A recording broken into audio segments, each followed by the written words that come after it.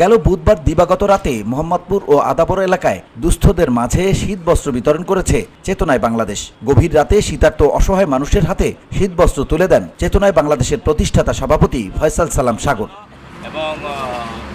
এ সময় চেতনায় বাংলাদেশের সভাপতি ফয়সাল সালাম সাগর বলেন, চেতনায় বাংলাদেশ সবসময় অসহায় মানুষের পাশে ছিল, আছে এবং ভবিষ্যতেও থাকবে। মোহাম্মদপুর এবং আদাবরে চেতনা বাংলাদেশের পক্ষ থেকে আমরা কম্বল বিতরণ করেছি।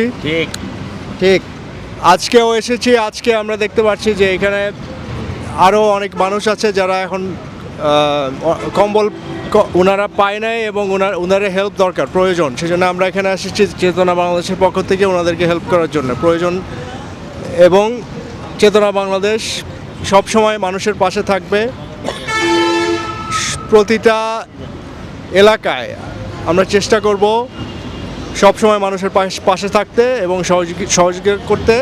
পর্যায়ক্রমে রাজধানীর সব এলাকায় শীতবস্ত্র বিতরণ করা হবে বলেও জানান ফয়সাল সালাম সাগর। শীতার্তদের পাশে দাঁড়াতে বিত্তবানদের প্রতি আহ্বানও জানান চেতনায় বাংলাদেশের এই সভাপতি। সবাই মিলে অসহায়দের পাশে দাঁড়ালে সমাজ থেকে সব অসঙ্গতি দূর হবে বলেও মনে করেন তিনি।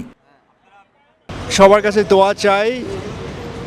আমার বাবার জন্য বীর মুক্তিযোদ্ধা আব্দুল সালাম সাহেব ঢাকা 13 থেকে উনি ইনশাল্লাহ ইলেকশন করবে, ওনার জন্য সবাই দোয়া করবেন।